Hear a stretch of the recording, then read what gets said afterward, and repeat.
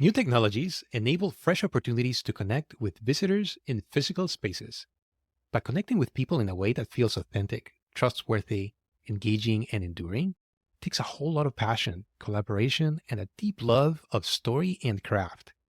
My guest and Emmy Award winning creative executive and entrepreneur, Josh Goldblum, has spent over 20 years honing his craft at the intersection of art, technology, and culture to create amazing technology enabled experiences for cultural organizations and brands.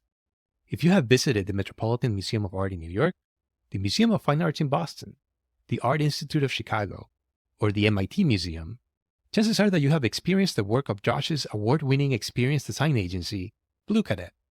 In this episode, Josh and I talk about Bluecadet's collaborative approach to working with clients, what it takes to create new experiences that resonate deeply with audiences, building teams and communities, his early influences, and more. What I enjoyed most about this conversation is learning about Josh's passion for fostering deep, authentic connection with people and the lengths that he will go to do it. Josh's stories highlight how, regardless of the tools available to us, focusing on human connection is the secret sauce to produce exceptional work. Let's dive in. Josh, welcome to Making Business Art. Thank you so much for being on here today. Thanks for having me. How are you doing? Doing all right. Doing all right. It's nice to have a little bit of time to just talk. Yeah, exactly. Well, I'm super curious to have this conversation as the more I looked into your background, the more grateful I am for just to have you on. And there's, I think, just so much goodness here to explore and unpack. So I'm looking forward to see what comes up today. Sure. Where I would like to start is just thinking back to the time that you were growing up. Okay. And do you have any fun memories of experiences in community spaces while you were growing up that come up for you? Yeah. There's something I actually talk about a bit. So I think when I think back to like where kind of my obsession with like physical spaces or doing things in Mhm. physical space, I mean, a lot of that I think came from when I was in high school because I grew up in the suburbs of Philadelphia. Mhm. And I feel like we were always just like looking for some place to be. It was just during the Mhm. weekends, we'd go looking for parties and go like drinking and golf courses and in the woods. And it was kind of like that movie, like Dazed and Confused, which I find Mhm. I like is so, there's like parts of it that like really resonate with me, which is just like, we were just constantly driving around looking for some place to hang out or some place to be, some place that felt Mhm. meaningful or useful.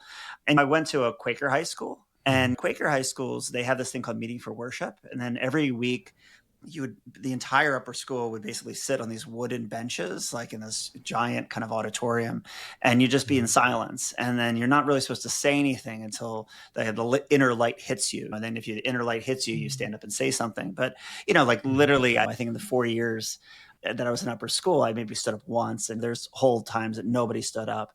So you're really sitting in silence. And and it gives you a lot of time to reflect and to think. And I remember Mhm. thinking, it's really interesting that you have this space that has these like really built-in rules Mhm. that really sort of sets a certain tone and behavior. And then I also was really into like the kind of the post-punk indie rock scene of the 90s.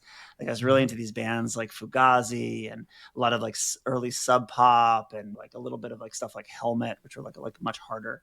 And I saw like Green Day open for Bad Religion, and I would go to in the weekends, I'd go to the Trocadero, which was like the venue in Philadelphia. And I loved it. I mean, and the bands that went through there was insane. I mean, like Pearl Jam played there. It was like Mhm.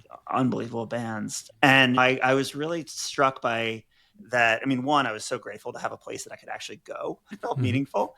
But I was really struck by it. I was like, okay, this is just another space with another set of rules.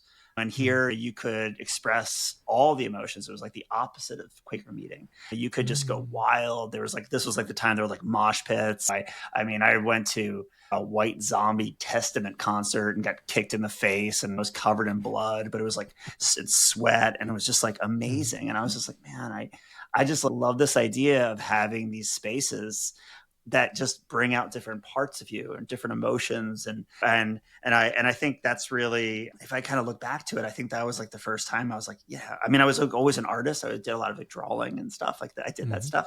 But if I kind of like look back to where these kind of obsessions with physical space or shared space it probably goes back to that chapter.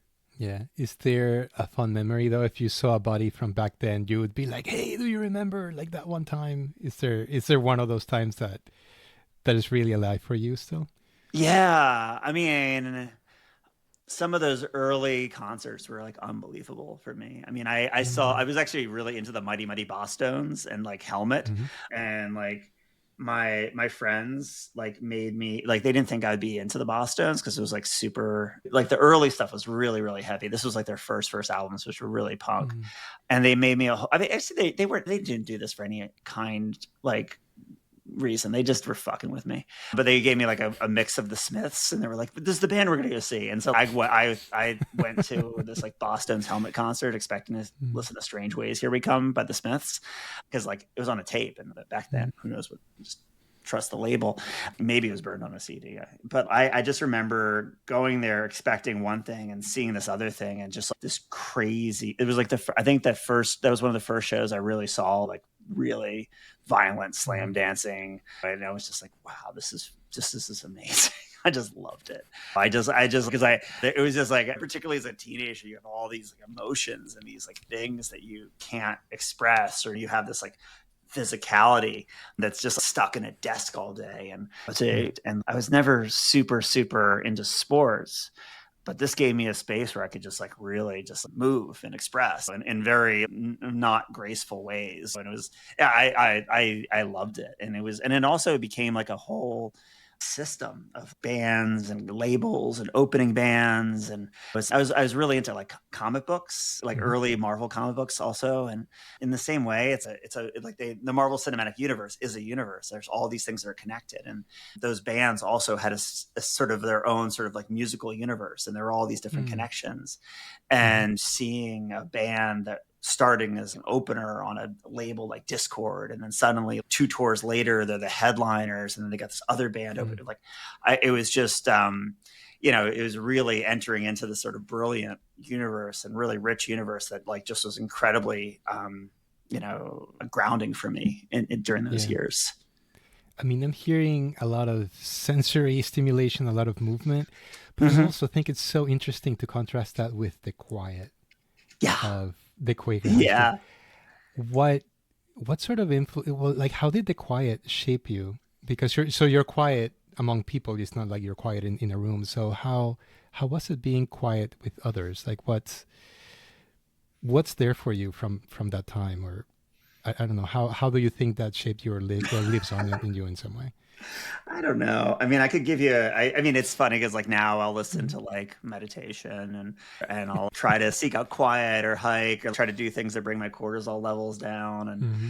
um, it's. I mean, when I think back to being like a 16-year-old in Quaker high school, I mean, I was just a little pervert. I was just probably just like Mm-hmm. scanning the girls in my class, just be like, oh. Like I like brain was all over the place. I was not. I don't think I was like a deeper. I mean, I Mm-hmm. probably more so than most. I was like I did a lot of reading. I was very into, Mm-hmm. but I don't think I think that space, like at the time, I don't know if I appreciated it as much, but I felt, there was this sense though that you could like, the thing that I do remember is you would come into it and you would be at a certain energy level. And then at the other side of it, you'd be at a completely different energy level. And just even if it's just allowing your thoughts to like the sort of the monkey mind to spin itself down, like it was very good at sort of creating that sort of transition between these sort of like you're in high school and you're super heavily stimulated to this part where you could be more reflexive and reflective, I guess. Mm-hmm. And that was, I just remember that being really interesting. I remember really almost the character of the classes after that I would take after that, like the English Mm-hmm. classes or the things that I like. I would just always be in a little bit of a different state in those classes that came after Quaker meeting than the ones Yeah. before. So I do remember taking a lot of note of that. Yeah. Yeah. I mean, I don't think that I would expect for you to have some like super deep thing to unfold about that time, but I think Yeah. just going through it, just because your body, your nervous system was just trained Mm-hmm. by force, not by your choice, probably, but you Yeah, were just yeah. trained, you were just exposed to this. So I'm sure it might bubble up later on with the Yeah. And conversation. I would also say, I remember from that time Mhm. too, I was the oldest of three kids. So when I was Mhm. about 16, like my parents started like actually taking us to places, like traveling around. We did a lot of like world Mhm. traveling. Like we went to Ecuador, we went to Indonesia, went to Africa. I Oh, was very nice. privileged in that way.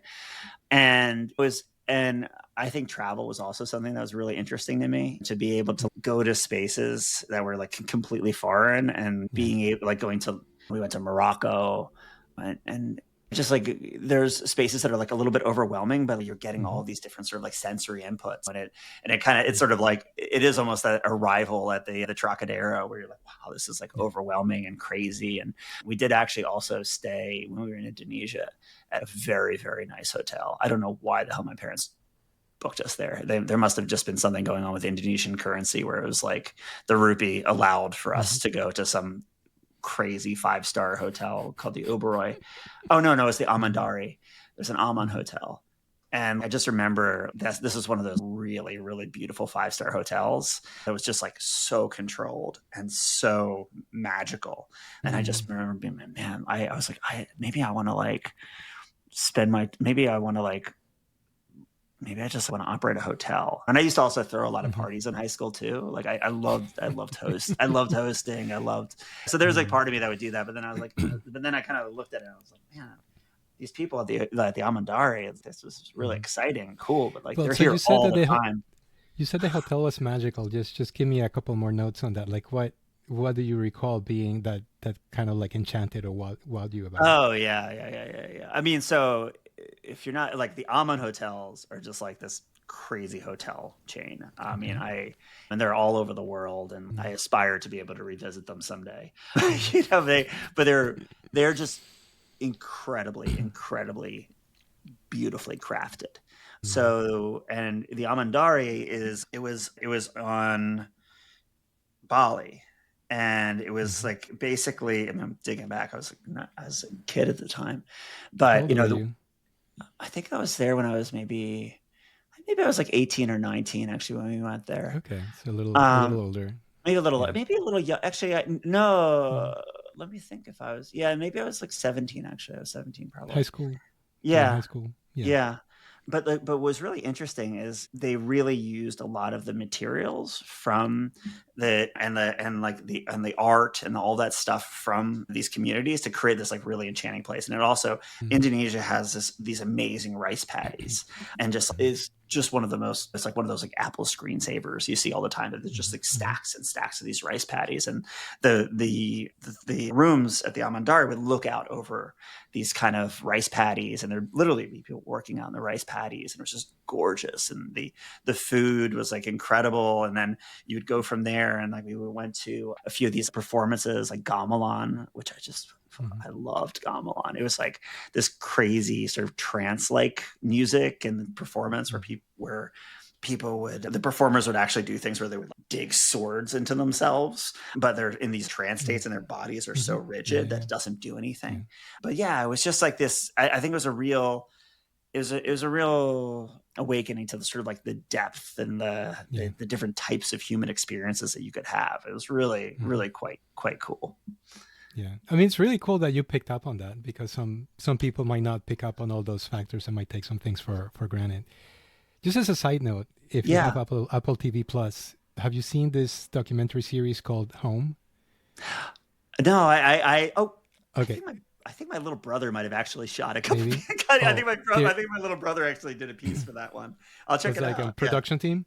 Yeah, he's There's the director. it's from the way that you're animated about this hotel, you would love it. And there is somebody in Indonesia that they use just bamboo, and the Oh architecture yeah. they pull off with the bamboo, it will blow your mind. Oh, I love it. I love it. And I think it can kind of come back to this, but I think that, one of the things that really, you don't start out this way in terms of knowing what the hell your purpose of life is, or I don't still don't know if I know if there is a purpose per se, but I really love this. I love placemaking, and I Hmm. love going to places that feel like authentic, to like that are Hmm. reflective of that space and that place. Because like also part of it is like I grew up in the Philadelphia suburbs, which like kind of Hmm.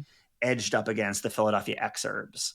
And Mm-hmm. like the suburbs like still have some sense of place. I mean, they're like, I spent a lot of Mm-hmm. time as a child, like in the woods and like exploring and like catching frogs and doing all those things.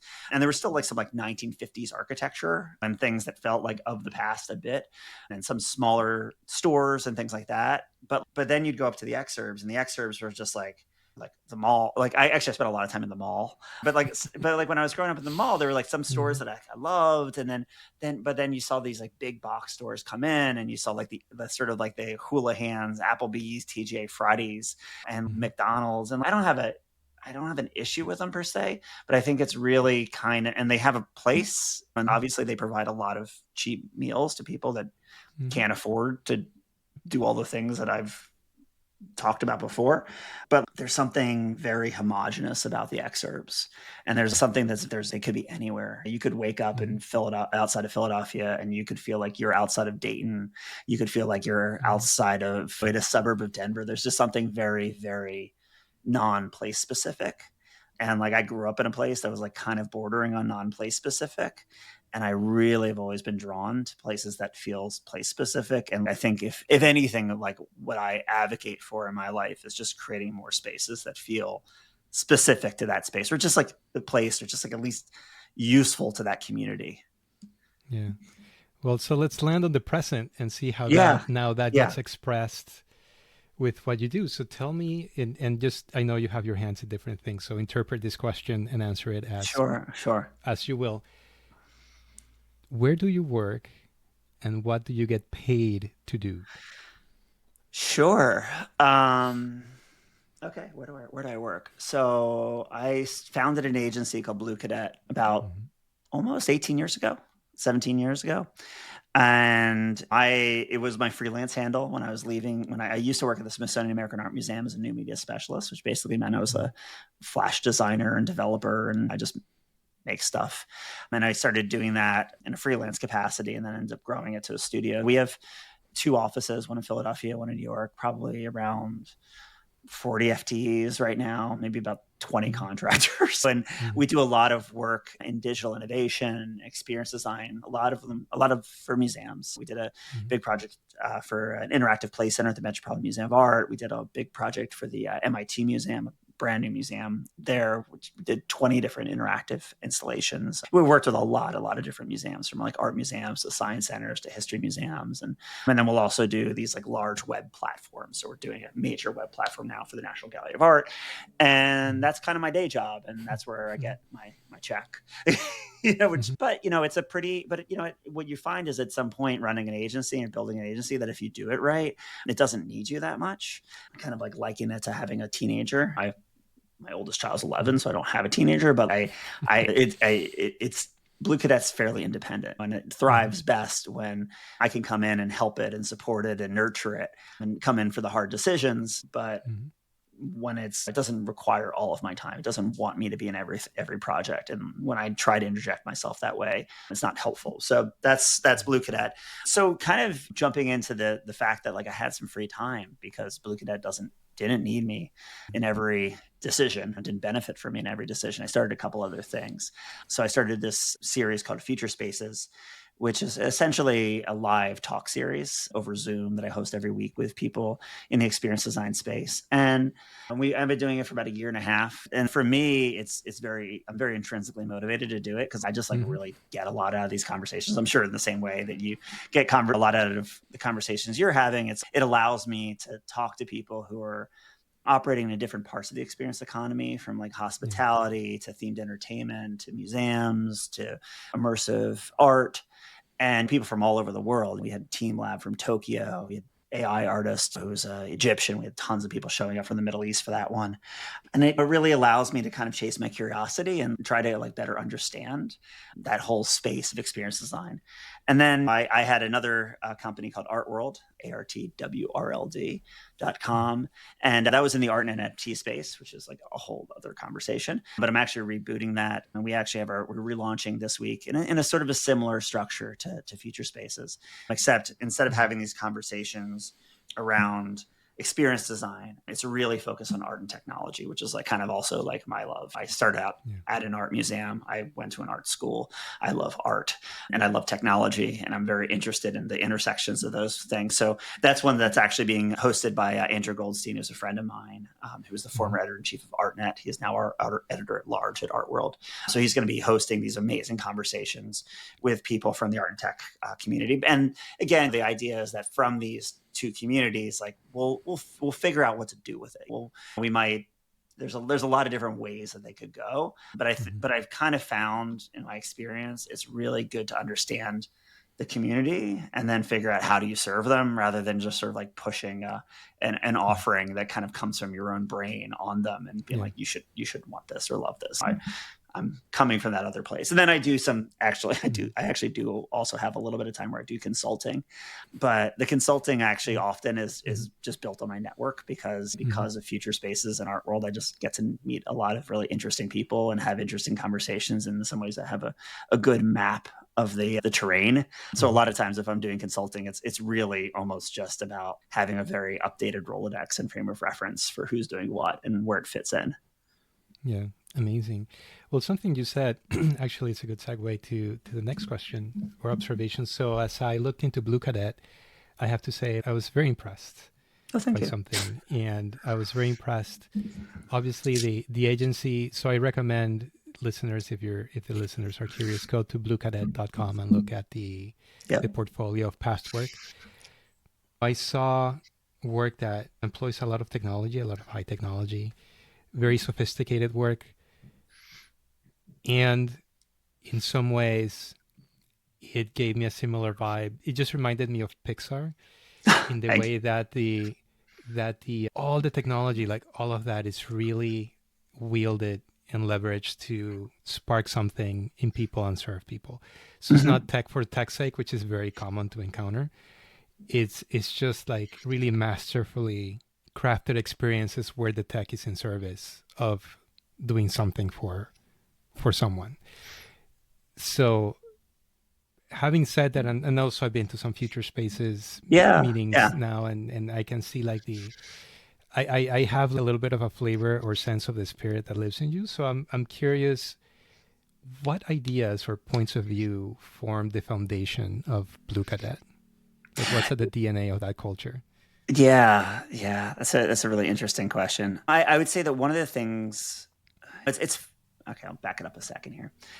I used to be very judgmental about other agencies and just be like, this is the way you do it. Like, we're doing it right. You're doing it wrong. Like, F you if you do it that way. This is stupid. This is shallow. This is this or that. Like, I've gotten older. I've gotten a little bit, I have a sort of a different take on it now, which is that I think agencies and companies are like kind of like bands. They have their own vibe.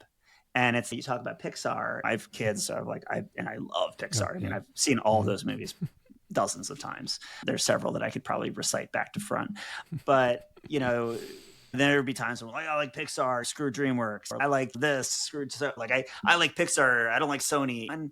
And what I've realized is that they'll have their place. And they're all reflective of a different culture. And I think that sometimes there's like this tendency, which I really dislike, which is this very kind of like idea that we're going to define what a museum should be. We define what music should be. It's define what dance should be. Like it's going to be this like one thing.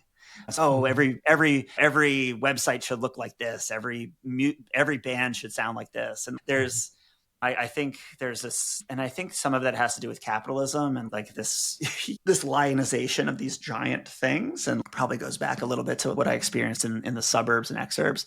Anyway, I'm going a little bit deep down the rabbit hole, but it's all good. What I think what Bluecadet is like, it's not the answer for every museum or client. It's like a group of people that have a culture, and it's an assemblage of people that believe similar things. And there's a lot of diversity in frankly, the one area of diversity we certainly don't have is like age. I mean, I think I'm like the second oldest person in Bluecadet. I mean, now that I'm getting older, now there's a little bit of span to the people coming out of college. But where there is similarity is in sensibility. And the sensibility is, a lot of us are like, it's just a certain type of nerd. Like we really get, and like what we get excited about is not necessarily the latest technology or the thing that is so like cool, like that, like formalistically cool. We're not going to necessarily be the guys who are just like, okay, we're going to do a hologram or we're going to do something with a robot. Like we're going to just employ the latest thing and then figure out a way of shoving our content into it. I think we are very focused on, like, we're very focused on the content. Like we just love the content. And actually, if you look at Bluecadet, the way it's structured is we have project management, but then our 3 disciplines are design, technology, and interpretation. And interpretation are literally people that are just focused on the content and they're digging into the content. They're like, what is interesting here? What do we want people to take away from this? And like, how do we figure out a way to express it through design and technology? It's not copywriting. It's like literally people who are like researching the stuff. And that allows us to do things like the MIT Museum, I think, is actually an example of a project that I don't think other agencies could have necessarily done, because like our team, to be able to do that project, had to read up a lot about AI and understand that technology. I mean, these were like designers and coders and interpretive people who are like trying to understand, how does a neural network actually work? Getting into the weeds of some of those like white papers, talking to the MIT professors, really trying to make sure that they understand like how does this thing work, so then you can interpret it to a lay audience in a way that feels meaningful. We're not creating an advertisement for MIT. We're actually just trying to like make that content legible. And same with when we did work with like the Museum of the American Revolution. Like my partner at Bluecadet, Troy, I mean, we know each other all the way back when I was at the Smithsonian American Art Museum. He was at the National Portrait Gallery, but he has his master's in American history. So he was like literally just like binging American Revolution books to make sure, and going down the rabbit hole with the curators to make sure that like when we're creating these experiences that like not only are they like factually correct, but we're getting at the essence of what's interesting there. And I think that's really that's the sensibility we try to cultivate in the studio. Well, it appears that you do it well. I look forward to going to one of those museums and experiencing this. Yeah. So just give me 2-3 like high level brushstrokes. What's the culture of the company? What species of nerd lives there?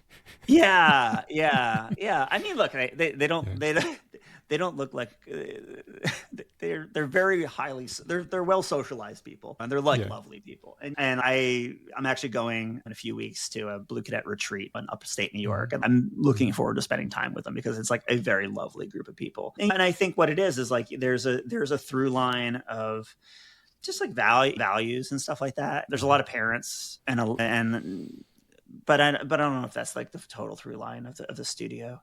I think there's just a lot of people that are just like genuinely like interested. There's like a liberal arts kind of bend to them where they're there are a lot of lifetime learners.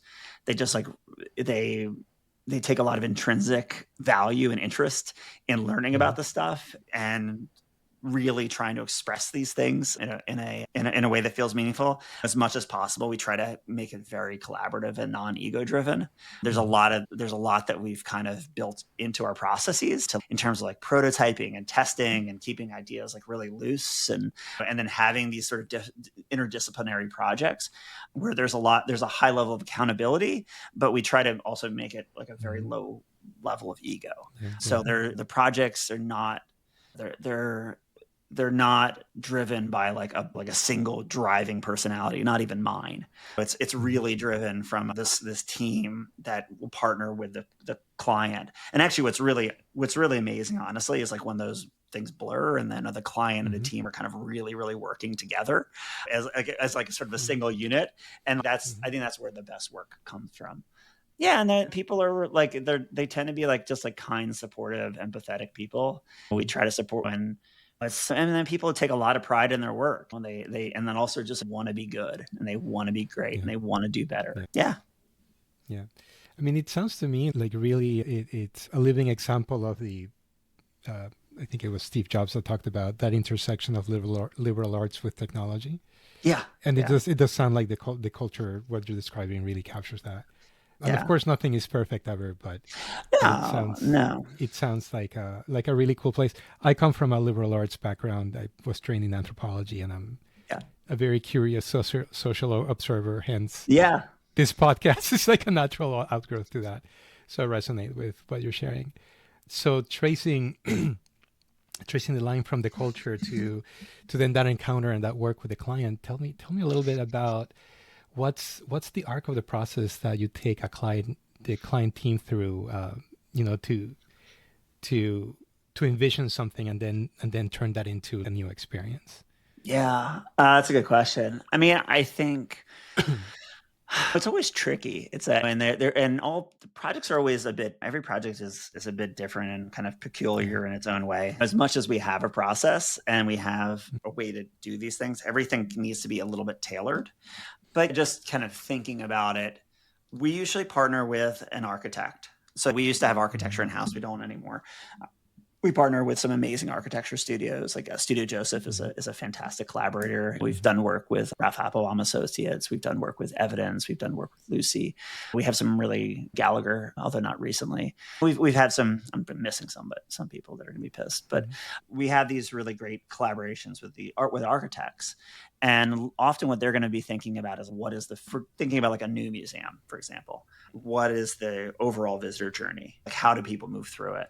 What is the expected dwell time? Like, how does content map out over it?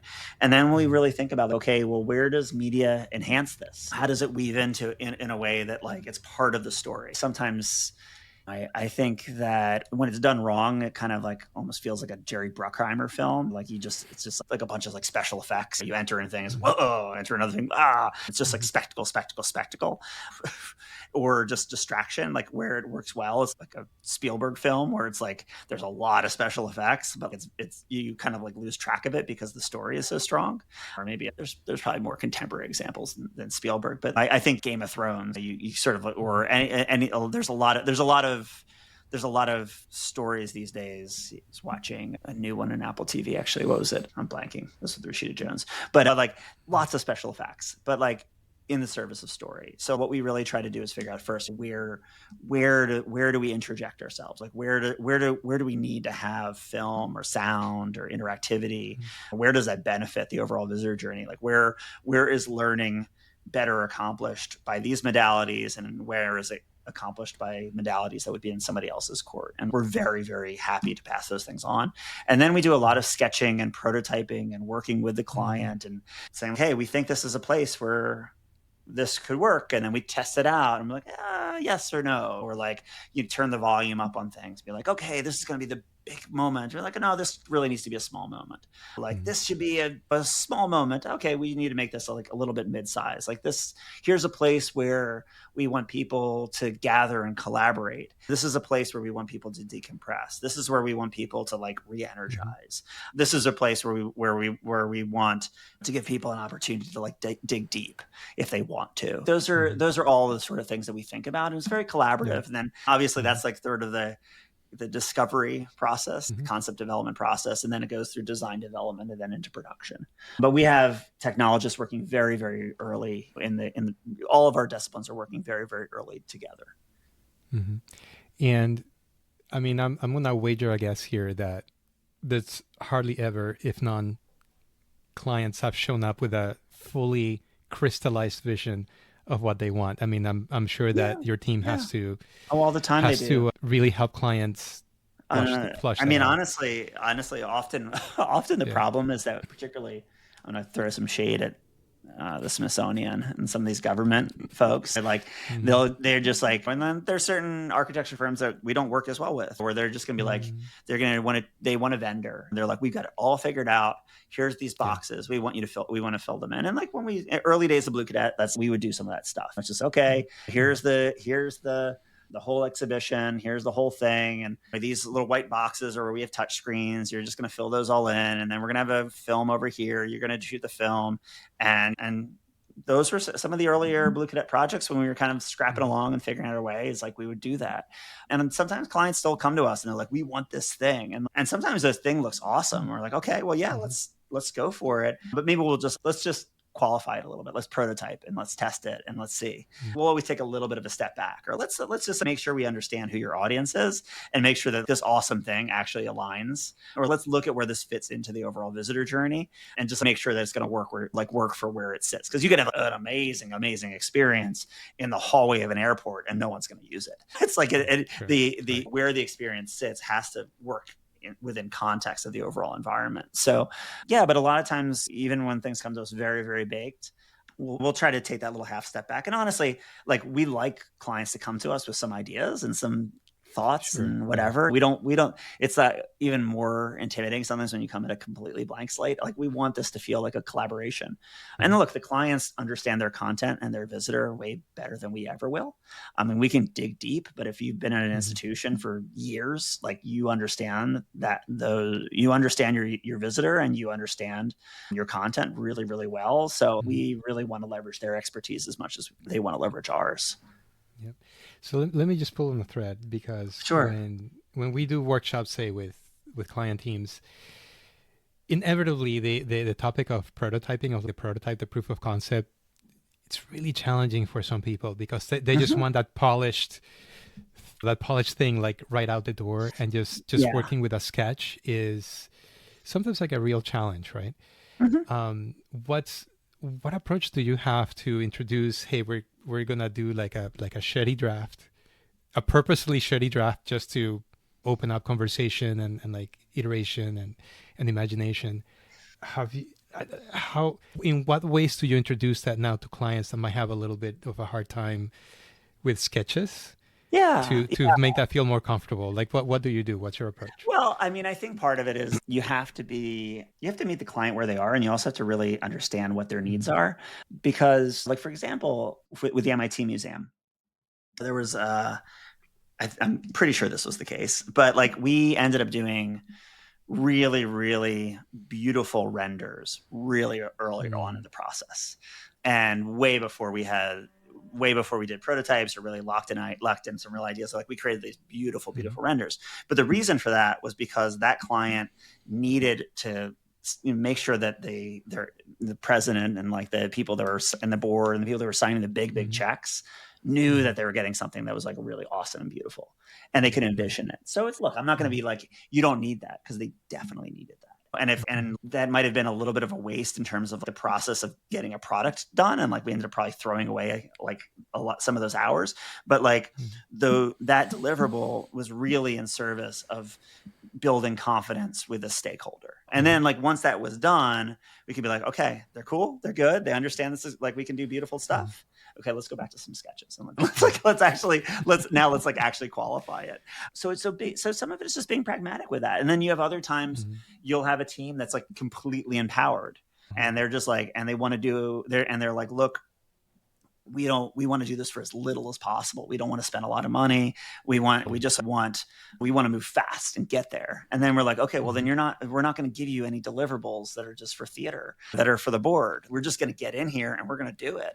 And a lot of times the cost of a Bluecadet project is, like, really incumbent on, like, how much theater has to go into it. Like, how much of because like those renderings are just a total throwaway deliverable to satisfy the board. It's essential. But you can't actually say that contributed to, like, making a better product. So it's like, if you want to do it real cheap, don't take a lot of time. You time box it, and you give the people on that client team a lot of power to just focus on things that are going to move the needle forward. And the prototyping, the rough sketches, like that, like, what a rough sketch is there's just no fat, there's no thrill, there's no extra effort going into there, which the client is paying for. So it's, we can iterate the idea on these, like, really lean deliverables. So, like, you should want that, because otherwise you're just going to be paying a lot more money and putting in a lot more time into stuff that's not really moving the needle any faster. It's only just sort of like satiating your anxiety. Yeah. Well, I think it's different. It's different needs. I mean, one of the underlying thoughts of this podcast and what I do is I just landed on the recognition that all business is show business. So sometimes if I'm doing photography, like, I put, like, the big 200 millimeter lens in the camera to kind of signal, hey, this is real equipment. And then people, like, they're like, oh, okay. And then I put a smaller lens on. But totally. Well, that's why. I mean, look, but I think what I was. Yeah, I'm sorry. Go on. No, what I was getting at is more like the workshopping and getting to solutions and, like, validating things, and, teasing out ideas. That's more the spirit of the question. But I mean, point taken that you gotta you got to bring the show business also, Yeah, and but yeah, yeah, I mean, I would say have that that like expertise. the prototypes are also really cool. I mean, particularly, I mean, there's the ones that are like rough sketches, and like, so a lot of times those Hmm. rough sketches will actually come from. We'll do that with the client. Like we'll like, and the thing too is we don't. It's not that we just. We'll also deliver a ton of rough sketches. So it's not like we hand over like one rough sketch and there it is. Like we like the idea of rough sketches is to generate a lot of ideas and a lot of variations that you can then Hmm. sort and structure and begin to sort of triangulate a really cool idea. So like the client never feels okay, they're just dialing this in. They're not giving us a lot. Hmm. Like we actually, Yeah. because you can, if you give people sketches, you can provide a volume of sketches. I mean, like I have, Hmm. and like we'll do that sometimes in a client meeting, like in a discovery meeting, we'll all be just sketching. And sometimes they're actually, those are the ones that make it to the final product. But, I think being able to like have that like real just generous generative period where there's lots and lots of ideas and then Hmm. you're just going to kill them ruthlessly, like that gives you a lot more optionality in Yeah. terms of what the final product is going to be, rather than being like, I'm going to create this beautiful pristine thing that I'm going to try to just push through the process whether it deserves to live or not. Yeah. I have a good friend who works at the New World Symphony here, and the New World Center is just it's brilliant. It's like a brilliant building, like how it works, and it was designed by Frank Gehry. And so Oh yeah, they totally. have on file like the first sketch, and the first sketch is like this wiggly, super abstract little wiggly thing, Yeah. and then it ended up being the brilliant building that it is. So it's just really beautiful to see the arc of the work going from wiggly sketch to the final product. Well, it's funny because I think Yeah. part of it is about when you talk about show business, it's a lot about building Mhm. it's confidence. Yeah. And like part of it is like Bluecadet. We've been around for a while now. Like we've like actually our first employee at Bluecadet still works there. I hired her Mhm. straight out of college and she's still there and she's has a Mhm. much higher role right now. But Mhm. like there's people who've been there for a long time and there's people who've worked together and we've won a lot of Mhm. awards and we've won Mhm. and we've put out projects that have been well received and we have great and like all of our I'm actually launching a new website and all the projects have client testimonials because and the client we have happy clients and having that credibility allows you to operate in the way that you want to operate. So Frank Yeah. Gehry can give you a sketch because he's Frank Gehry. Like you can point to him to Mhm. the body of his work and be like, I can trust him. If some schmo off the street gives you a sketch, you're like, you're out of your mind. There's no way. So it's a lot of it is that's why you have to build confidence in your with your client that you can do this so that Mhm. you can be more efficient. I think Mhm. sometimes about I look a lot at hospitality and dining and stuff like that. Mhm. Like Mhm. some of the things these Michelin star restaurants will give you on a plate, like you're not going to eat like a raw duck heart from a place that doesn't have a Michelin star unless you're like way more adventurous like Mhm. you're gonna eat it with a little bit more trepidation if you but if you're at a place where you just know they have it dialed in like Mhm. you have a lot of trust that they're going to deliver to you. Yeah, no, absolutely. So looking back, this is a pattern recognition question. Yeah. So looking back, thinking back at your work with Blue Cadet, working with teams, what patterns have you noticed? Like what are things that teams that get in their way that they really grapple or struggle with, and then what what ways have you devised to help them through that? Yeah, that's interesting. I'm going to oscillate between different analogies, but Mm-hmm. I don't really I don't watch a lot of live sports, but I really love like sports movies and documentaries.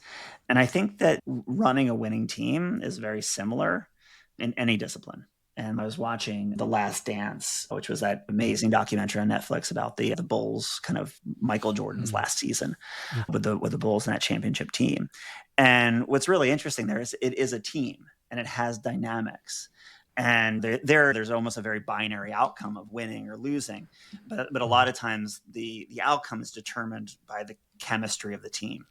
And the thing is, a lot of times what I realize is one, our team is not just our internal team. Our team is the entire project team. So it's the team and the client. So they're all, and that's like what I'm always like, look, we're all in the same team. We all want the same thing.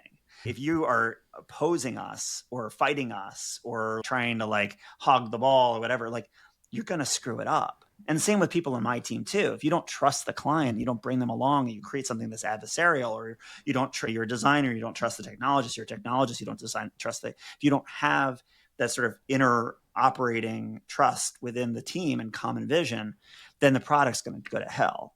So there have been a lot of times early on, I just always thought, okay, no, we're just going to drive it home. Just grab the ball from the client and just run it. Just get it to the other side of the court. Do it.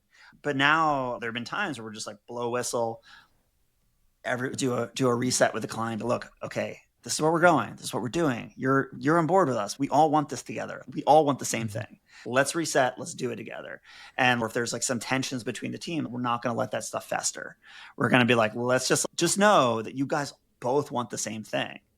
And then, or sometimes there's just, you talk to someone on the team and they're just like, you think it's one thing. Oh my God, they're being really, really controlling.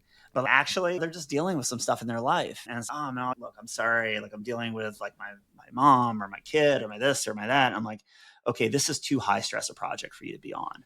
And we're going to swap. And so there are projects at Bluecadet that are like really ambitious. And then we'll have some that are just like, do a touch wall or something. Like we can dial those in our sleep. And honestly, taking some of those projects on, like sometimes just gives people a rest and just be like, yeah, like I know how to do this. So sometimes just knowing when to pull someone off the court and be like, yeah, like just go do this touch wall UX. It'll be simple. Go do this higher ed website. Like we know how to do that in our sleep. It's fine. And then you build them up to go do the next thing. Has there been a project where you observed like some either significant or maybe surprising shift for your client and their relationship with their audience? Maybe the audience engaged with the space more in a different way, or there was, I don't know, like a renewed relationship between the space and the people who visited it? I think, we just did this project, Met First Street Studios, the Metropolitan Museum of Art. It's an interactive play center for the Met, and that's one I'm incredibly proud of. And actually, Heidi Holder is the director of education at the Met, will be joining me on Future Spaces actually later this week, tomorrow. So it should be really exciting. Not tomorrow when this recording comes out, but tomorrow. This time. And I'm sure I'll have a recording up on the site at that point. But, I think what was really exciting about that project was that the Met had always had a outreach for kids. They were trying to like engage with the community, and they were trying to be a benefit to the people that lived around there and to the larger sort of community of New York, and to give people a safe place to bring their kids.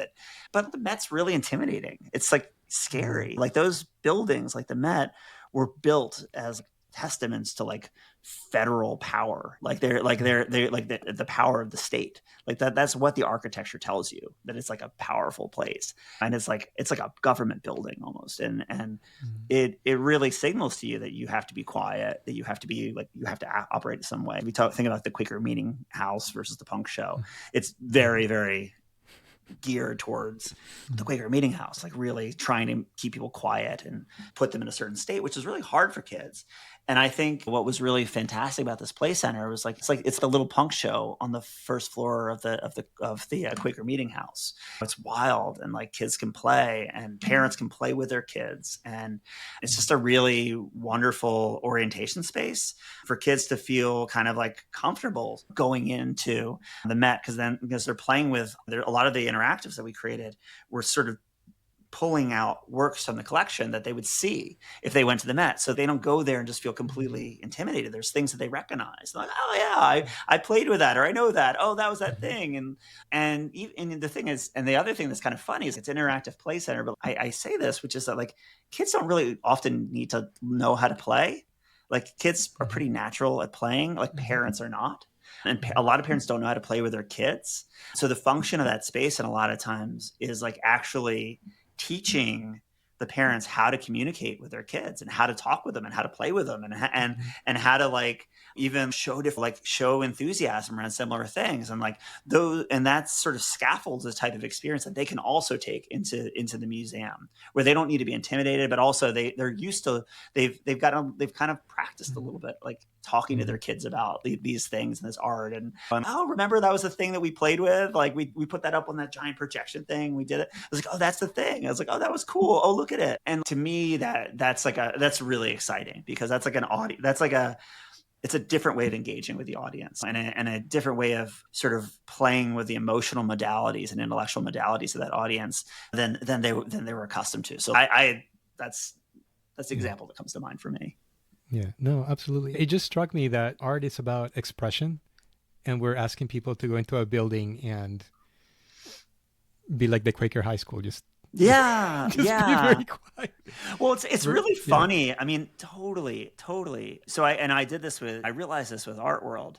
So Art World, I was doing the first iteration of Art World. I was working with basically it was in the art and NFT space, but we were taking like very, very like established artists that had a solo show at the MoMA or the Whitney and had a major gallery representation in Chelsea and London, whatever.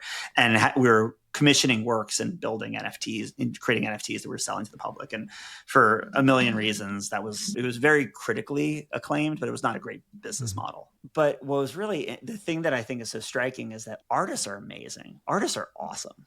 They are in some ways, the most free people in our society. Artists and musicians, you see that, like a musician's on stage, you're like, that is a free feral person. That is a person that is like living on, but unlike like a concert hall or whatever, where you have this very sort of like unmediated relationship between the audience and the performer, the artist is so mediated, and it's in some ways like completely neutered. And so you get this like really weird distillation of them. It's like Van Gogh was a crazy person. Like legitimately would be on a litany of medications. Like if you go, like he has much more to do with the people that are like under the bridge than he does with the people who are in the big galleries in a lot of ways, because like he was dealing with a lot of stuff and it was really human. There's actually this amazing documentary on the BBC about Van Gogh where Benedict Cumberbatch played Van Gogh, and he gets to that really beautiful, messy human space with him where you're like, oh, this is a really messy human. Like Jackson Pollock, train wreck of a person, but like these and like that, and the thing is like the dynamism of those pieces, like the gestures, that like that comes from a very specific place, and like you hang that in a space where the rules are to be like quiet and observant, and it's like listening to a punk show, to a punk record in a church. It's just it does like you've missed something. So yeah, I'm always sort of questioning context of these things. I'm like, how do you get people to like to the thing? I mean, there's something. I mean, this is so obvious, but it just clicked for me in the last 2-3 years. Like when you're in a concert and you're singing the artist's song back to them, that's so beautiful. If you're the artist, you wrote that song, and all these people know it and are singing it back to you. That's so amazing, and those moments are great. You know, to be it's just the unity, like the whole thing, like the whole group dynamic. It's so rich and so amazing. And then you go to a museum and it's just so sterile. Well, I mean, honestly, yeah. I mean, well, I was growing up. I used to do a lot of like I was a drawer. I just like loved drawing. I probably want to be like a comic book artist. And I told my parents, I was like, I want to go to art school, and they're like, no. But I ended up doing this thing, a 5-year program between Tufts and the School Museum of Fine Arts, Boston. So it was like a BA, BFA 5-year program. But I ended up dropping out of the BFA, like actually just a few credits shy of the BFA for the museum school. And part of it was because I was pretty good, I was actually given my own studio. And the studio was like me working in total isolation, like just sitting there quietly in the studio, supposed to be like drawing and painting, and I went crazy. I just couldn't do it. I'm very extroverted. I like need the energy of other people. I think there's actually some term for it among ADHD people that, like, when I was at the Smithsonian, I would literally have interns like sit in my cubicle while I coded, because I just needed to have people around me. I just go crazy if I'm by myself. And I always just kind of envy my friends who are in bands, because they had this like thing, this camaraderie and these like things that are so public, and our stuff was like so private and quiet. And it drove me crazy. And so I dropped out because I was literally like just super depressed. And I was just like, I'm just going back to I'm going back, finishing my BA. But then I started seeing things like, but then what you realize is you look at things like Warhol and his factory, and he had the Velvet Mm, Underground like hanging out there. Like it was like people were always there. You look at Jeff mm, Koons' studio, like those are productions. Those are much more like agencies than they are individual things. So there's this mm, real also distortion between what an art practice even looks like. There's very mm, few artists that are like, I mean, I won't say very few artists, but like there's a good number of artists that really operate more as like figureheads for a studio. And it's mm, very, mm, very collaborative, particularly these days, which mm, is kind of why I'm very interested in art and mm, technology because it shows how multidisciplinary art actually is. But also the corollary to multidisciplinary is like not lonely. Like being in a non multidisciplinary practice is just incredibly lonely for a certain type of yeah, person like yeah. myself. Well, like for the past few years, I've also been exploring and developing self-awareness for the distinction between serious and solemn. And I think like Mm, in the classical music spaces, in yeah. museum spaces, there are other motivations and social dynamic things around status seeking, etc., Yeah. that that kind of get in the way of the expression in pursuit of something else, well, status Yeah. and some other things. And John Cleese has this, if you look on YouTube, it must be from like the 80s. He has like a clip from a speech he's giving somewhere when he makes that distinction. And he basically says that the solemnity, well, in his view, he says, I don't know what the solemnity is for other than it, since he's a comedian, he's speaking about laughter and how laughter punctures our Mhm. egotism. And laughter can be threatening, especially if we're in ego space. And he's pointing out like how he's been to funerals where there was a lot of laughter and joy, but it was Yeah. also a release, and it's nonetheless serious. Mhm. But you can bring play to something very serious, but solemnity is like a something else. So Yeah. I'm hearing that in your answer. Yeah. No, I'm feeling I those like that a notes. lot. So it's solemnity and serious. Serious versus solemn. Actually, Paula Yeah. Scher also has a lecture that she titled "Serious versus Solemn," where she does the arc of Oh. her career. It's somewhere on YouTube. I think it's a Oh, I should. TED Oh Talk or man, something. I should get her to come to I'll Future Spaces I'll and do that. I'll I'll ship it to you. I'll see if I remember. I'll find it. I'll send you a link. Paula Scher, she Um, went a graduate of Tyler at Temple, well, nice. Philadelphia Institute. She's fantastic. But, It's but funny. It's so yeah. funny. I like this solemn versus serious. I often think about critical versus cynical. I think there's a lot of people who just they look at these things and they just like they're very cynical. They're good at sort of like pointing out what sucks about things, but they Yeah. don't and that's like part of the skill. That's they have the first half of critical thinking, which is that they can deconstruct a problem and be like, but Mm, then they don't follow through with like the latter half, which is what the hell do you do about it? It's okay. My town is boring. My marriage sucks. My friend, I'm like, what are you going to do about it? If you're there's no place to go, make a place to go. If you're playing alone, try to start a yeah. band or move if you have to. Mm, But it's just like yeah. that idea of yeah. I think there's people confuse those things too. They're like, oh yeah, I'm like a deep thinker. I'm like and it's like you're just cynical. You're not critical. You're not doing anything with it. Yeah. Like you're like you see the sad. I think that's like Mm, Syria, like solemn. It's like you're seeing the darkness, but you're then ignoring all the other aspects. Or and yeah, there's so I mean, some of the funniest people have gone through some really dark times. So it's like you're yeah. kind of Yes. halfway in the process. Well, the seriousness. I mean, you have three kids, and one of them is still pretty little. Yeah. And I remember being a kid, and like when you're a kid, when you're in play, you're like in it. Like you're not hungry. You don't go to you're just in play mode. But it's just play. But it's very serious. But it's still just play because you're like, oh, time for lunch. You're like, oh, okay, Yeah. and then Yeah. and then you move on to something else. So I love watching kids play. It's just Yeah. I so mean, it's good energy. no, But totally. with it, Yeah. Go but on. with the cynicism, let me just get your view on this because I've kind of been landing on this idea of or this sense I should say that the cynicism is really like a deep reflection of disappointment. It's not that because sometimes it's they're just cynical and like it just becomes this label. But I'm like, what's there? I just kind of sense that somebody's just really disappointed, I think but they don't know what to do about it. yeah. You know? Yeah. I don't know. I mean, look, I'm sure there's people who've done a lot more research on this than I have. I'm sure I there's don't know. It's just PhDs. your lived experience. Do you Yeah, have any I'm observations? opining on it. But Yeah. look, I think part of the reason is, part of the reason I could talk about is I think I've been Mm-hmm. cynical at various points. And honestly, Mm-hmm. I've gone through bouts of depression and stuff like that. And to me, cynical, at least in my lived experience, it's like Mm-hmm. there's a bit of alienation Yeah. and sort of like, and also just like a feeling that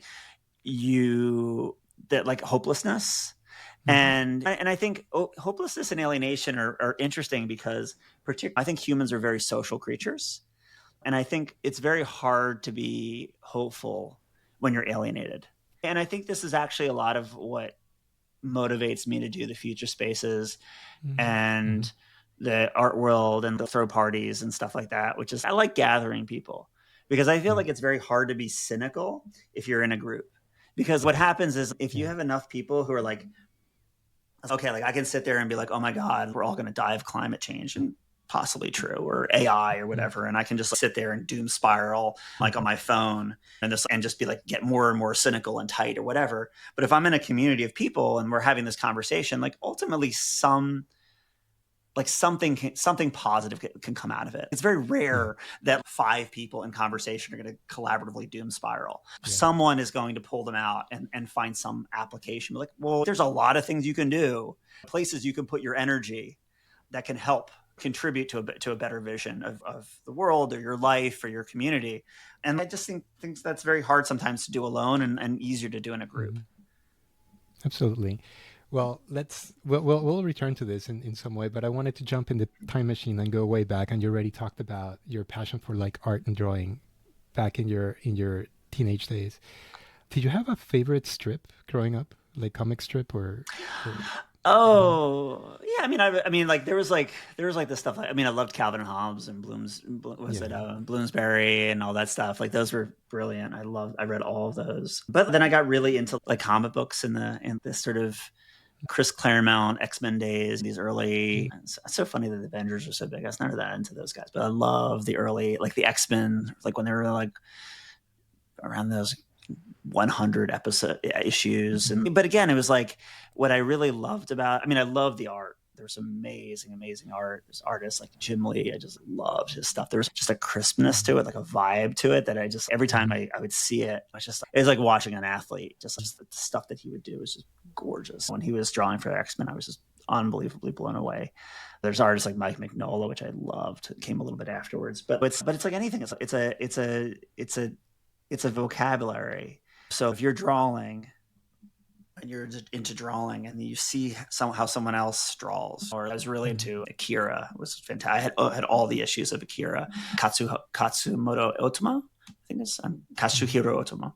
But I would copy those and I would learn from Mm-hmm. them. And it's like kind of like people who like, Mm-hmm. again, I don't know. I'm not really that into sports, but like people who play basketball and then they watch someone who's just like brilliant. Like you watch a Steph Curry and you're just like I don't even know basketball that well, but I know that that is just elegant and beautiful. And it's, if you're drawing and you're used to kind of that vocabulary and you see that vocabulary there, it's gorgeous. And then beyond that too, there was like the whole levels of storytelling too. It was just great storytelling. And again, it was like, it was like that. It was the Marvel Cinematic Universe, and there was like all this Mm-hmm. like really rich character development and interplay between these characters, and it was just really cool. And wow, I just Mm-hmm. loved it So in your journey in until they killed it. Same with punk music. So same with well, punk music. Then capitalism came in and strangled it oh, in its bed. oh well. Yeah, but you know what? Something I bring up now that I've been thinking a lot about is like our participation in all things, including Mhm. things we don't like. Yeah, So yeah. yeah, capitalism, this and that, but we can still participate. And I love Oh your no, participation. it was mostly like Marvel got purchased through a bunch of private Yeah, yeah, equity, and yeah. like No, I. and It's just the like game. you could Yeah. tell that. It's really interesting because this happened also to a lot of the bands that I loved, like where there Hmm. was this like crazy consolidation where they all got picked up by major labels, and then Yeah. they'd force them to be produced by these different producers who like changed their sound or they set different constraints on them, and like the Yeah. music just quality just dropped, and it was the Well, same sort of thing. yeah. Or the culture just changed, and that's Mhm. also, there have been times where I've been like, okay, would I ever sell Bluecadet or merge it with another agency or something like that? But when you have a culture, it's very, you have to be very protective over Yeah. it. Well, see, we're back to serious and solemn. So Yeah, the bands became solemn, right? Marvel became solemn. we didn't It's no become. longer really serious. I don't think they became solemn. I think they became Yeah. empty. I think they became empty. Mm, I think it's okay. like, and this is actually one of the things that I'm constantly obsessed with, is this idea of, Mm, can creativity scale? I mean, I've had these are conversations I mm, had with people like Meow Wolf, like how big can you make something before the center sort of doesn't hold? And like part of it, and it's not like, I love this band Jawbreaker, and they put out some amazing albums, and they went onto a major label, and there's just something a little overproduced about it, or it mm, like there was something that wasn't there, and it was like, it's like the difference between having a fajita at a great Mexican restaurant and eating it at Applebee's. All the yeah. ingredients were kind of the same, but there just was Mm, like, mm, the love wasn't there, or there was like yeah. some subtle textural thing that just felt a little bit off. Some Rick Rubin stuff. Maybe we can talk about that another time. I love The Rick Rubin. creative I act. love Rick Rubin. I love Rick Rubin. I I mean, I think I that's what he does, is he yeah, constantly, yeah, to me, what he does, and I love his book, but what I think he does is because it is like therapy, yeah. and because the thing is, like, the music is only going to be as good as the Mhm. sort of how the players are cohering around a vision, or how they Yeah. play together. And I think by focusing on the love of craft, and focusing and getting people to that human place, like, that's going to make for better records. Like, you don't need to, it's, you don't need someone to overproduce or ego drive the final product to shape it. Like, Mm. you need someone there setting the conditions in which great work can happen. And I think like Rick Rubin's a great Yeah. example of that. One of my favorite things that he says is how he used to take the credit on the album, instead of produced by Rick Rubin, is reduced by Yeah, Rick Rubin. yeah, yeah. Well, but That's so awesome. but part of it is too, Yeah. is I think that's what's Mm, interesting, is a lot of times I think where creative teams get off the rails, and honestly, Blue Cadet's gotten off the rails like this too, mm, is when you mm, try to please other people mm, and you try to be something. It's not like yeah. you're not trying. It's not like you're trying hard. Like, a lot of sometimes people dial it in, or they just can't. Mm, They just have nothing to bring, and then yeah. sometimes they're just so stressed to deliver something great, Yeah. and so like that tightness, The like, just constriction. doesn't, it like, they don't get to the flow, they don't get to a Yeah. place that feels real, and that's just so, and then becomes so evident in that final thing. So sometimes when you're talking about reduce, it's just chill it out, man, just like, bring Yeah. it, yeah, don't, Well, yeah, yeah. John Cleese also talks about a lot in his older stuff about the importance of relaxation in comedy, mm, and how if you're really constricted, it makes it kind of like shuts off the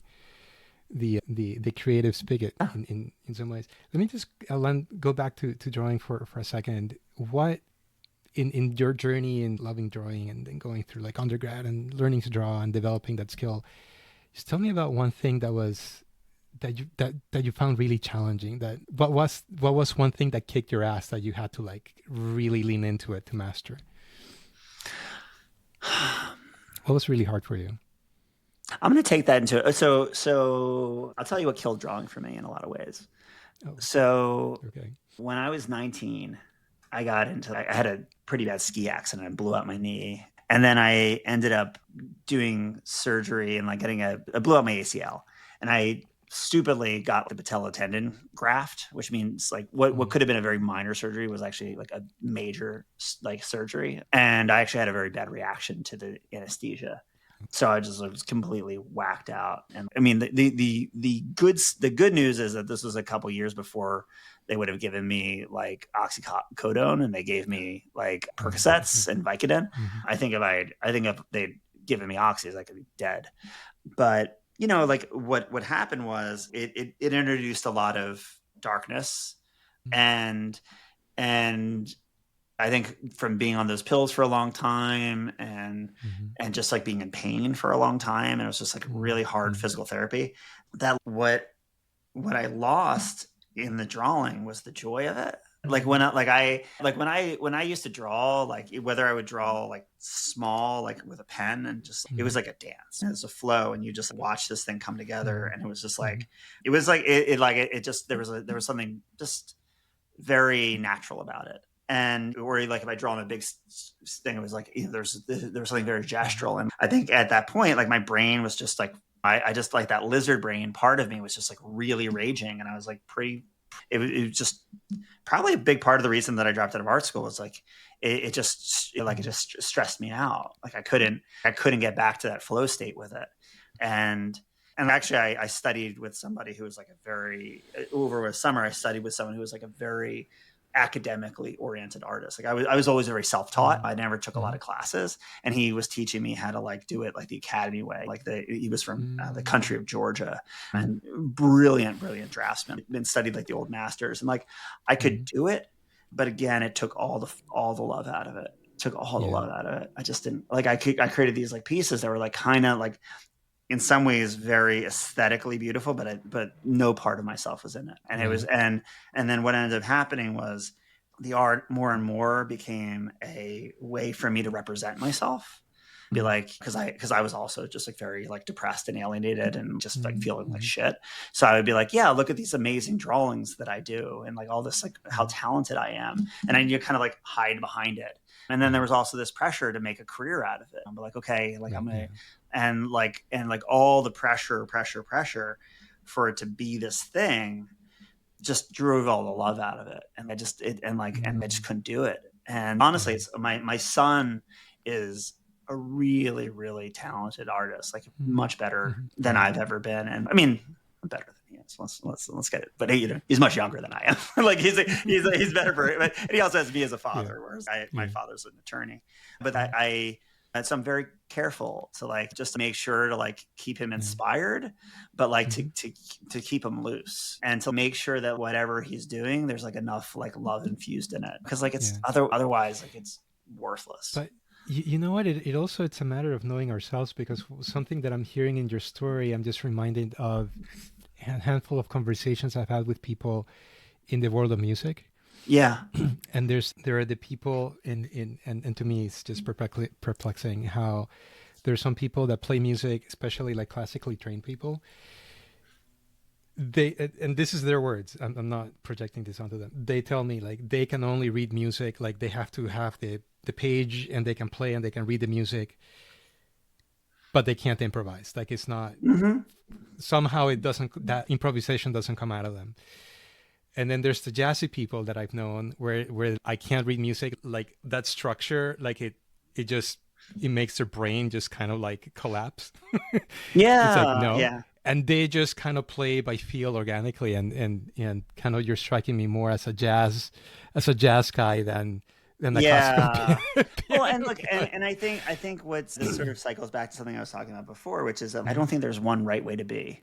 And it's really interesting having three Agree. kids and sort of seeing where they're strong and where they're not, and like where I'm strong and Hmm. where I'm not. I mean, my Hmm. daughter is the highest EQ person. She is just so nurturing and so aware. Oh yeah. And just not even just like within the family, but like within her friend groups, like Yeah. she's just so Yeah. like that. And then like my son and I, Hmm. like my oldest son and I are like so up in our own heads. We're just like Hmm. barely aware of ourselves, let alone other people. And it's just and I this is a lens that I look at with the studio too, which is just like Hmm. it's okay. Like there's some people, it's great to have people that are super focused and meticulous, that are just Hmm. gonna do everything, like just make sure every dot is whatever. And to pair them with people that are a little bit looser, that can Hmm. do this other stuff. And just I think the best work often comes from that sort of multidisciplinariness, like Hmm. where people can really settle into the areas that they're really strong and then allow Hmm. support from people who are stronger in Hmm. other areas that they're weak. Yeah. Well, so kind of moving forward, when you started life at the Smithsonian Museum, your professional life, that is. So give me like what are one or two takeaways that you learned from that whole experience, be it on the audience side, like serving audiences, or on the technology side? Yeah.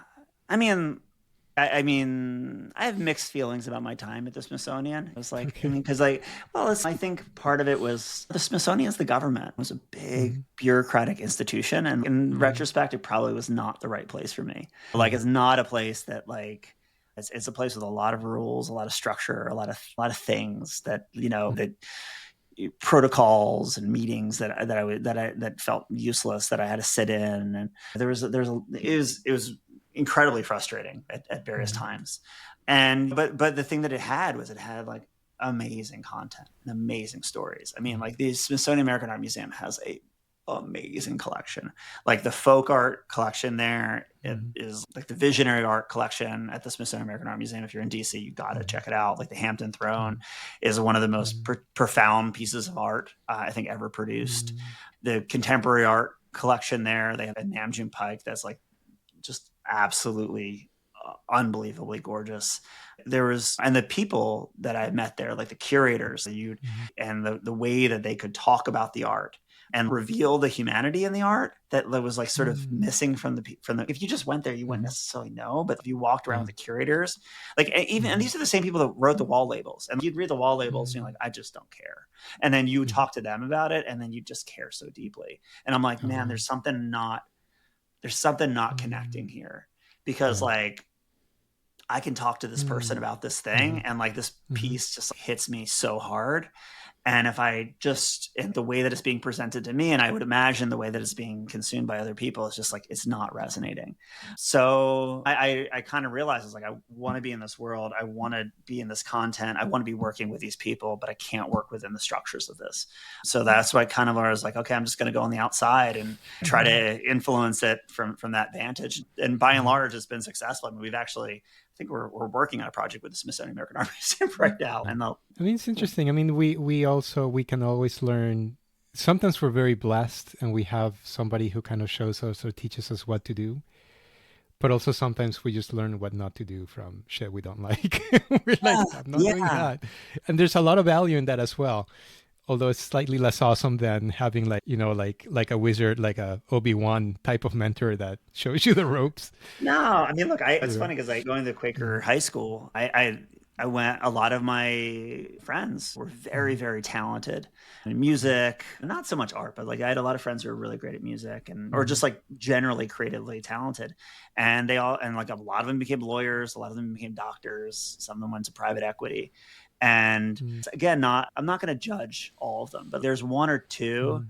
where Mm-hmm. I had a friend who I've, fallen out of contact with, but he was like an absolute musical savant. Like he was really into video games and stuff like that, Mm-hmm. and he could Mm-hmm. just free play, like make up video game type scores on the piano, and it was just Mm-hmm. brilliant. It was just brilliant. I mean, he was insanely talented.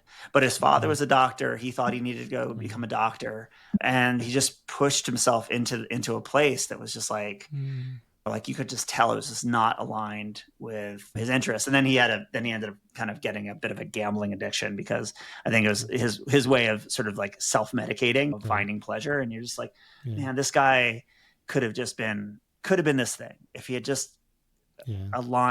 if he just aligned himself a little bit differently. Like Mm-hmm. he had this talent that just was such a like kind of a blessing to him. And I'm not like a religious Mm-hmm. guy, and I still call it a fucking Mm-hmm. blessing that Mm-hmm. was neglected. And it's a little bit, that's a little bit sad. And I really, I don't know, I'm not going to credit myself for knowing or having the fortitude to get out of the Smithsonian. I ended up going to a therapist after going to a lot of different doctors, because I thought I had some medical condition, but they were like, no, you're just having like finally this doctor was like, sent me to a therapist, because he's like, yeah, no, you're just having a panic attack, because you're just Mm-hmm. this like super energetic person that's like sitting in a cubicle. And that therapist really was like, you got to get the hell out of there. And Mm-hmm. I don't credit myself for making that decision. My parents were like, what's wrong with you? We Yeah. have this, you have this wonderful job at the Smithsonian. Like Mm-hmm. all my friends are so impressed by this. I'm like, why would you leave? And I was just like, yeah, I got to get the hell out. Well, I think that segue also into the other thing I wanted to hear from you, and that is, tell me a little bit about how your taste evolved from the time that you were in the Smithsonian to now. Just give me a few notes of what or who shaped you helped you shape your taste into wherever it is that you find yourself now? Acknowledging that Uh, it's an ever unfolding journey, so it's not, oh, it's like this yeah, final yeah. version of Josh, but yeah, No, just give me some totally, notes about some totally. influences. I mean, honestly, like I probably never would have moved to DC Hmm. if it weren't for the DC punk scene but like post punk scene, like the Fugazis and Hmm. stuff like that. Those people Hmm. always really, really influenced me because they were very. Nine 30 I Club. Yeah, I went to 930 Club. Yeah, and Yeah, I did all of it. I was like, yeah, yeah. it was fantastic. I Mhm. loved it. I loved it. I mean, I got to DC right as Fugazi was breaking up, which totally pissed me off. Nice. But it was, but I just loved, I loved that. I loved what like they talked about in that scene and like the Mhm. ethos. But it was like, yeah, it's interesting. I mean, I think that I think for a long time I was like kind of drawn to the the bigger I said that I hated brands and I hated commercial things, but I was really drawn to these big institutional things like the Smithsonian, like these big thing artists that felt big and established in this. And just I think I wanted to be like a famous artist or I wanted to be a famous something or I had some ego to satiate. So I really wanted to be working with this top tier of whatever. And to agree, I mean, look at Mhm. that, like we have this crazy grid of logos. We've worked with Harvard and Princeton and MIT and Smithsonian, Getty, and all these things the MoMA. But I think honestly, as but it didn't like, it's like sometimes I feel like those institutions kind of like package culture that's already been vetted. And it's Mhm. they're Yeah. kind of it's almost more of the it's like almost visiting like the Hollywood cemetery rather than going to the Mhm. club to see the band Mhm. play. It's like Mhm. they're like almost more like they operate sometimes more like memorials than they do Mhm. as places of living culture. And I think as I've gotten older, I've just been like, okay, like I see the point of them and I like them and I want to Yeah. support them and I see the affordances of those spaces. But more and more, I'm just like very drawn to like, okay, like what is happening now? Like, Yeah. where is their living culture? Like, where are there people Mhm. doing awesome stuff now? And maybe 30 Mhm. years from now, it'll be in a museum. Maybe it won't. But like, Yeah. where can I support that? Who's doing the good work now? It's like kind of what I'm more interested in.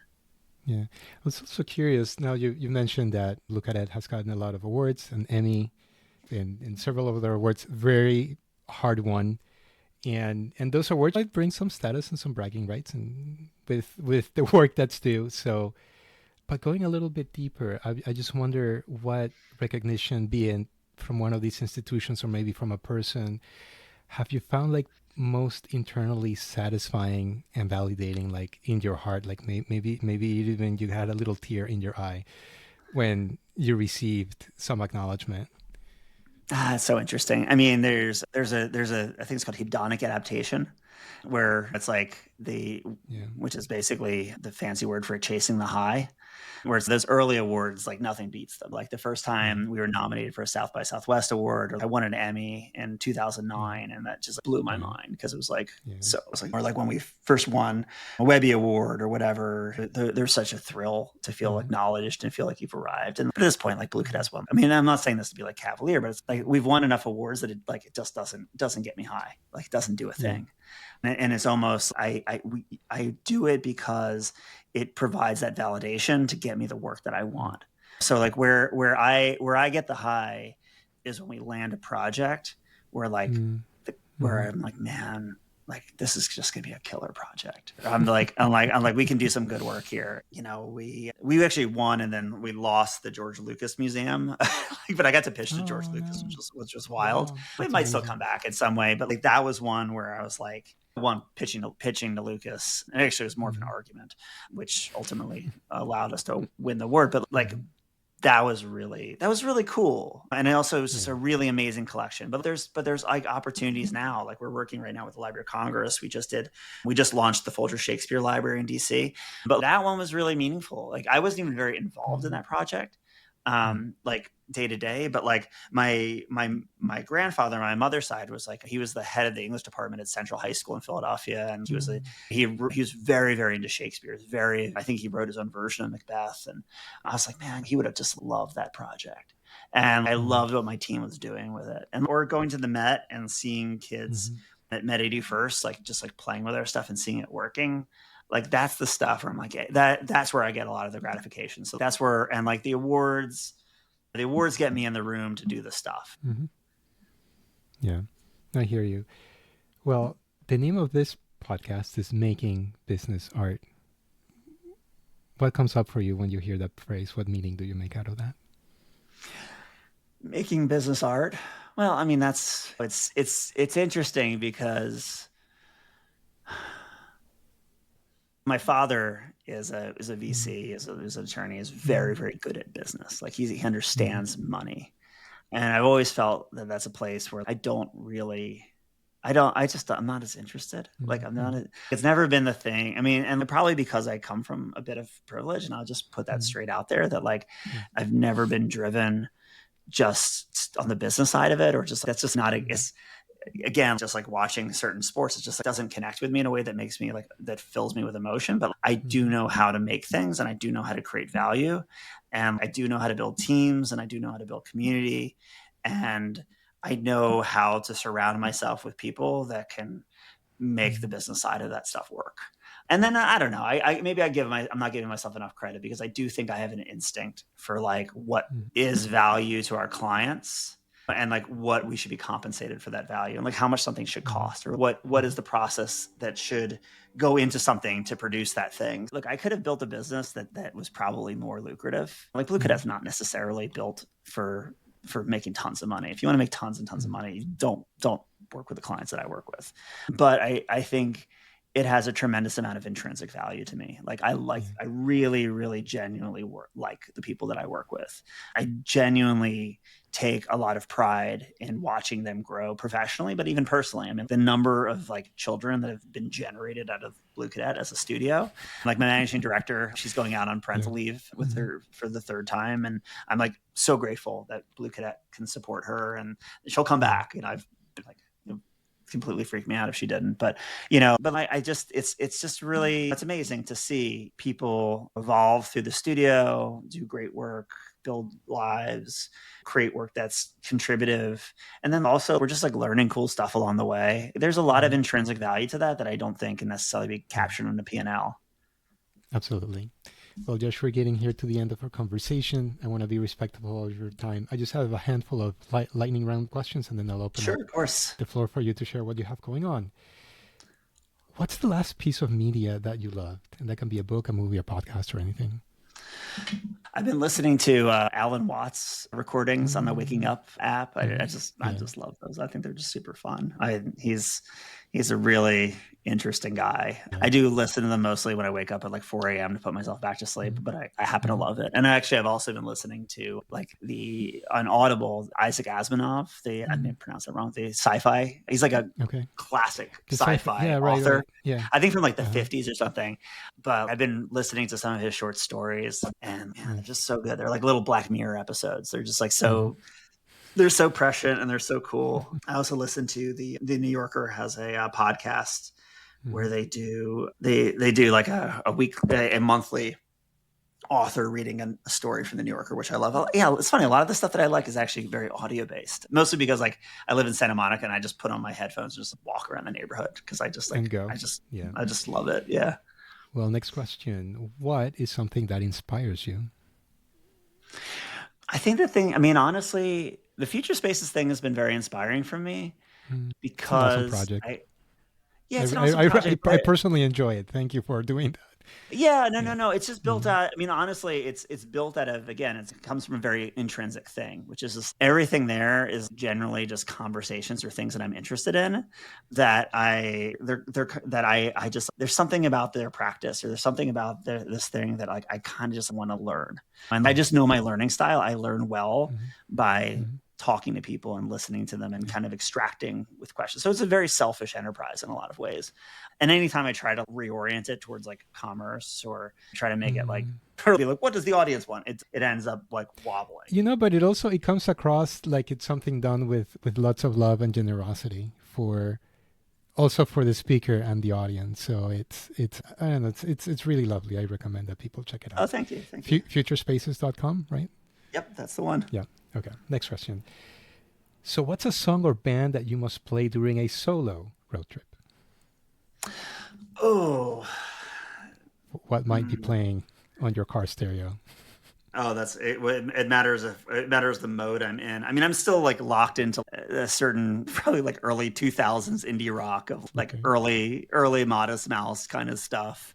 I've been really, I bet it's funny. Like my Mhm. son is like now like getting a taste in music at age 11. Mhm. So he's Yeah. been listening to a lot of Kendrick Lamar. He's been very invested in the Mhm. Kendrick Drake beef.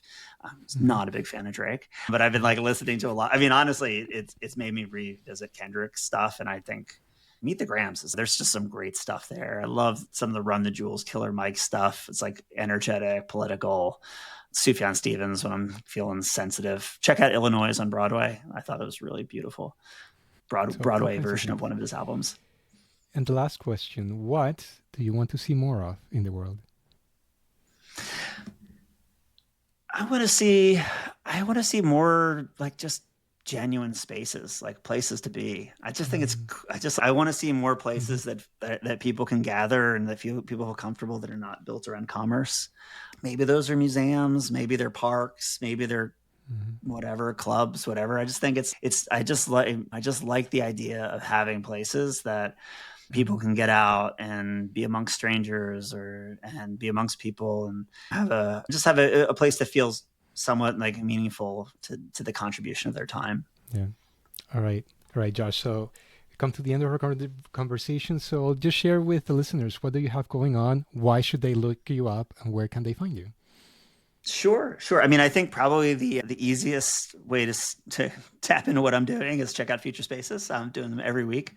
Futurespaces.com, hosting these talks, which also involve a lot of Q&A and conversation with the audience. So if you're interested Mhm. in what the audience or what the speakers have to say, try to create a lot of space for people in the audience to ask their questions, which I think is really fantastic. And it's really nice. People show up at a time, so it feels like there's a there. Art World, I'm going to be there. I'm not going to be Mhm. hosting, but I'm going to be there. Mhm. And the lineup of speakers there is fantastic. Very similar to Future Spaces, but in the art and tech space. Really excited to see how that takes shape. Yeah, and then I'm also starting to do some IRL experiences around LA and New Mhm. York. So kind of under the guise of Future Spaces. So if you want to Mhm. I'm kind of using it as a vehicle to have the conversations I want to have, but also go to the places that I want to go and bring some folks along with me. So talking to Arctic House about doing some stuff there mid-September in New York and just kind of be out and about. But yeah, and then I'm probably the only Mhm. social platform that I'm actually pretty active on is LinkedIn. So take a follow me at LinkedIn, Josh Goldblum at LinkedIn, and tell me what content is actually useful because I'm always trying to figure out how to be useful in this world. Josh, well, thank you so much for sharing your valuable time with me today. I really appreciate it. And I don't know, maybe we'll do a round two, because there's some other stuff I wanted to ask you, but we just ran out of clock. We're informally, whatever you like. This is really lovely. Thanks for having me. All right, Josh, take care. Bye bye. Okay, thanks so much.